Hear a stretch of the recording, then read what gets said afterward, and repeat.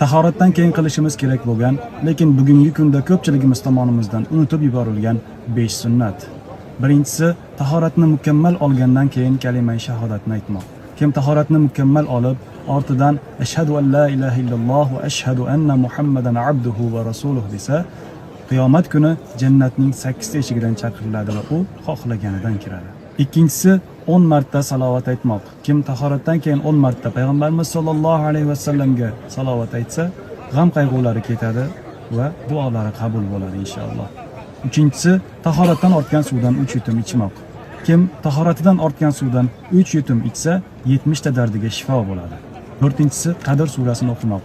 1 marta o'qigan qiyomatda siddiqlar bilan, 2 marta o'qigan shahidlar bilan, 3 marta o'qigan payg'ambarlar bilan tiriladi. Beshinchisi, 2 rakat nafl namozi o'qimoq. Kim tahoratni mukammal olgandan keyin ortidan 2 rakat nafl namozi o'qisa, o'tgan gunohlari kechiriladi. Manbasiga qiziqqanlar opisaniyani o'qib ko'rishlari mumkin.